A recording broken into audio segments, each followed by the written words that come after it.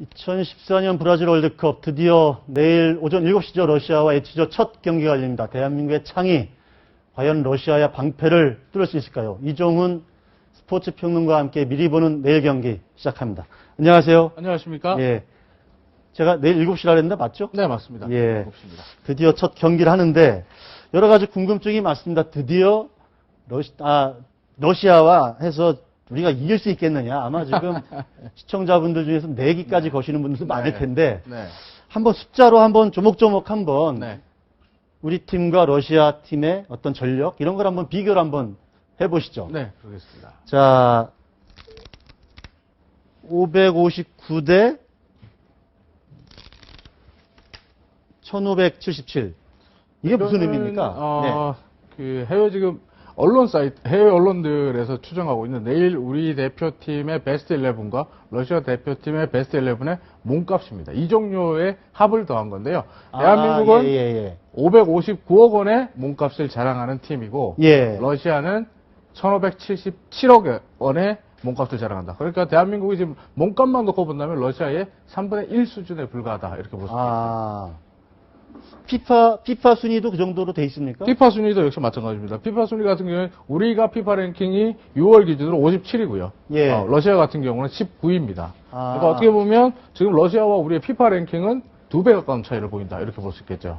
그러면 결국은 뭐냐면 꼭 몸값이 높고 피파 랭킹이 높아야 축구를 잘하는 건 아닙니다만 이것도 하나의 객관적인 지표가 된다는 측면에서 본다면 우리가 객관적인 지표와 전력에서는 러시아에게 좀 더 열세다. 이렇게 볼 수 있는 지표가 되겠죠. 실제 역대 월드컵 성적도 러시아가 또 우위라고 봐야 됩니까? 그렇죠. 4강 러시아 우승한 적은 없죠? 없죠. 근데, 역대 월드컵 성적을 보면 우리나라가 28경기에서 5승 8무 15패를 기록했고요. 러시아 같은 경우는 27경기에 나와서 17승 6무 14패를 기록했습니다. 훨씬 더 많은 승수를 기록하고 있죠. 하지만 최근에 2000년대 들어와서 러시아는 2002년 한일 월드컵이 마지막 월드컵 무대였고 우리는 그동안 쭉 월드컵 무대를 경험해 왔지 않습니까? 그렇기 때문에 러시아는 못 나간 건가요? 그럼? 네, 그렇죠. 12년 만에 지금 본선 진출이기 때문에 우리 입장에서 본다면 이런 부분들, 그러니까 월드컵 무대에 대한 경험이 우리 선수들이 좀 더 친숙하다, 익숙하다라는 점이 강점이다 이렇게 볼 수 있겠죠. 그 얘기를 요걸로 이어갈 수 있을 것 같아요. 지금 9대 0이다. 9대 0이라는 숫자만 보면 우리가 뭐 러시아 이렇게 경기가 끝나면 참 좋겠네요. 한국이 그 월드컵 역사상 최다골 차로 진 기록이 있는데 그게 9대 0이었거든요. 헝가리에게. 그런데 우리가 러시아에게 9대 0으로 승리하면 참 좋겠네요. 이 9대 0이라는 숫자는 내일 그 한국의 베스트 11, 예상되는 베스트 11 선수들에서 해외에서 뛰고 있는 소위 해외파 선수들의 숫자가 9명이다. 이렇게 볼 수 있겠고 러시아 같은 경우에서는 지금 해외파가 없습니다. 베스트 11. 그럼 왜 그런 겁니까? 러시아는? 러시아는 2010년 이후부터 국내 축구 부흥이라는 기치를 들고요. 국내 축구에 아낌없는 투자를 해왔습니다. 그러니까 러시아 선수들 같은 경우에는 많은 분들 실력이 없어서 국내에서 뛰고 있는 거 아니냐라고 생각하시지만 실제로는 유럽 빅리그로 진출했다가 다시 러시아로 돌아온 선수들이 많습니다. 자, 웨프 같은 선수가 대표적인 예인데 첼시에서 뛰다가 좋은 활약을 보여주면서 이제 잠에서 깨어났다는 평가를 받을 때 러시아에서 다시 고국에서 러브콜을 보냅니다. 거액의 이적료와 함께 러브콜을 보내니까 다시 돌아왔거든요. 그게 푸틴. 그렇죠. 푸틴 대통령의 어떤 스포츠 강화 정책. 2018년 러시아 월드컵을 유치하는 데 성공했지 않습니까? 그 이후부터는 아낌없는 전폭적인 투자를 지금 러시아 축구에 쏟아놓고 있고 그 흐름에 맞춰서 러시아 선수들 같은 경우는 해외에 나가서 고생하는 것보다는 러시아에 있는 거지 돈도 더 많이 벌 수 있고 명예도 더 얻을 수 있기 때문에 굳이 해외로 나가지 않는 거죠. 그렇죠. 그 선수들 평균 신장을 보면 근데 우리나라가 더 큰 것 같아요. 우리나라가 더 크고 나이는 우리가 더 좀 젊고. 신체 조건을 어떻게 보면 우리가 훨씬 더 좋다고 볼 수 있는 상황인데 하지만 러시아 같은 경우에서는 중앙 미드필더 라인에 있는 선수들이 170cm대로 좀 키가 작으면서 평균 신장을 좀 깎아먹고 있는 상태고요. 우리와는 평균 신장이 우리가 181이고 러시아가 180이니까 어떻게 보면 최종 수비 라인 우리 선수들이 소위 말해서 러시아의 철의 장벽을 뚫고 들어가는 그 상황에서는 신장의 차이가 크게 없다라고 볼 수 있겠죠. 세 번째 수치를 한번 보시죠. 8, 이건 또 무슨 숫자인지 잘 모르겠는데 8대 114. 8대 114. 이게 뭘까요? 8대 114. 이거는 제가 볼 때 감독의 연봉인 것 같습니다. 그러네요. 러시아의 카펠로 감독이 연봉으로 1년 연봉으로 114억 원을 받고요. 엄청나게 받네요. 홍명보 감독이 예. 8억 원을 받습니다. 감독의 114억. 몸값에서부터 엄청난 차이를 볼 수 있겠죠. 아니 카펠라 감독은 뭐 하던 분인데 이렇게 카펠라 연봉을 많이 감독은 받습니까? 뭐 세계적인 명장 중에 한 명이고요. 별명이 우승 청부사입니다. 우승 청부사. 네.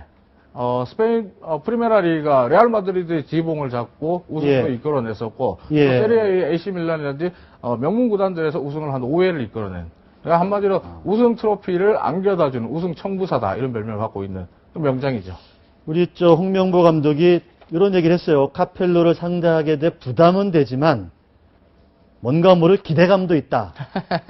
이렇게 얘기를 했는데 기대감 어떤 기대감일까요? 이게 숨겨진 무슨 비책이 있다 이런 얘기일까요? 제가 볼 때는 이 카펠로 감독 같은 경우에는 별명이 지략 여우입니다. 그만큼 계략이 많고 지략이 많고 전술 감독으로서의 경험도 많고 전술도 참 풍부한 감독이거든요. 네. 그래서 카펠로와의 머리 싸움에서 승리하기가 정말 쉽지 않다. 여우 같은 카펠로의 계략을 어떻게 넘어설 것인가 이것이 그동안 이제 카펠로 감독을 상대했던 예. 많은 감독들의 고민이었는데 예. 홍명보 감독 같은 경우는 사실 그 감독으로 데뷔한 지 얼마 되지 않지 않습니까? 그렇죠. 그런 상황에서 세계적인 명장 그리고 지략 여우라고 불리는 이 카펠로와 깨싸움, 지략 싸움을 할 수 있다는 거, 전술 네. 싸움을 할 수 있다는 것은 어떻게 보면 감독으로서의 또 하나의 도전이고 그렇죠. 또 선수 때보다 더 흥분되는 도전이라고 할 수 있거든요. 그런 예. 측면에서 기대감 감추지 못하고 있는 것 같습니다. 우리 홍명보 감독이 이렇게 좀 감정에 막 그 휘둘리지 않는 그런 저 감독이잖아요. 네, 그렇죠. 예. 굉장히 차가운 냉철한 감독을 예, 유명하죠. 냉철하고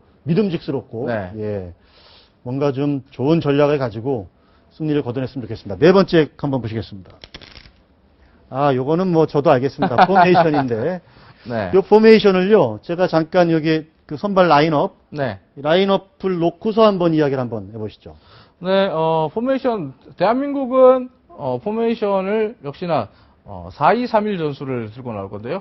예상되고 있는 선발 라인업은 골키퍼에는 정성민 골키퍼가 주전 골키퍼로 나오지 않겠나라고 네. 생각하고 있습니다만은, 아직까지 김승기 선수가 깜짝 발탁할 가능성도 배제는 할 수 없는 상황이고요. 예. 그리고, 오른쪽부터 본다면, 윤석영 선수, 왼쪽부터 본다면 윤석영 선수가 왼쪽 수비수, 풀백을 맡게 될 거고 네. 중앙 수비수로 김영건 선수, 홍정호 선수가 중앙 센터백 조합을 이루게 되고요. 예. 그리고 이용 선수가 오른쪽 풀백으로 선발 출전할 가능성이 높다. 예. 그리고 왼쪽 같은 경우에는 박정우 선수가 교체 투입되거나 혹은 깜짝 선발로 투입될 가능성도 있다라는 말씀을 드리겠고 예. 오른쪽 같은 경우는 이용 선수가 선발로 나올 수 있습니다만 지난 평가전 때 김창수 선수가 깜짝 선발로 나왔다는 점에서 김창수 카드도 고려해 볼 수 있다 이렇게 말씀을 드리겠고요. 네, 그럼 그래서 박주영 선수의 역할은 뭡니까? 제일 최전방에 있네요. 원톱 스트라이커죠. 최전방 스트라이커라고 할 수 있는데 박주영 선수가 내일 어떤 활약을 보여주느냐에 따라서 한국이 러시아를 잡을 수 있느냐 없느냐가 결정된다 이렇게 볼 수 있는데 박주영 선수의 어깨가 아주 무겁네요. 한국의 강점은 예. 역시 좌우 날개 그 손흥민 선수와 이청용 선수 그리고 박주영 선수 중앙에 박주영 선수까지 해서 이 삼각편대가 유기적인 움직임을 보면서 공격의 실마리를 풀어가느냐 못 풀어가느냐가 한국의 공격이 풀리느냐 풀리지 않느냐거든요. 네. 지난 가나전 같은 경우에 한국이 4-0 참패를 당했을 때 보면 손흥민 선수, 이청용 선수가 어느 정도 막히기 시작하면서 박주영 선수가 완전히 고립됐습니다. 화면에서 사라져버리는 TV 중계화면에서 사라지는 모습이 나왔을 때 우리가 예. 4-0의 참패를 당했다 이렇게 볼 수 있죠. 이게 지금 좌석이니까 이거. 네. 잠깐만요. 이게 지금 어떻게 할지 모르겠다. 자, 잘 안 되네요. 네. 예, 이렇게 놓고 하시죠.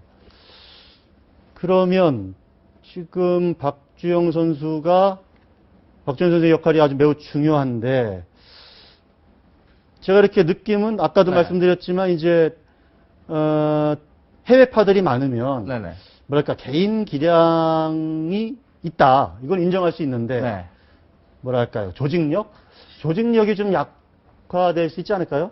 아무래도 선발을 맞추는 부분에 약점이 있지 않았겠냐라는 평가가 있었습니다만은 사실 우리가 그동안 마이애미 전지훈련을 통해서 또 이가수 마지막 전지훈련을 통해서 조직력 부분에 선발을 맞추는데 굉장히 많이 노력을 해왔거든요. 예. 가장 큰 문제는 역시 공격 쪽의 조직력보다는 수비 쪽의 조직력입니다. 네. 내일 경기는 한국과 러시아 모두가 양국 감독들 모두의 머릿속에서 최우선 목표로 삼고 있는 것은 먼저 득점한다가 아니라 실점하지 않겠다는 겁니다. 예. 수비에서 실점하지 않겠다가 최우선적인 목표이기 때문에 누가 먼저 수비 조직력이 무너지느냐 이 싸움이거든요.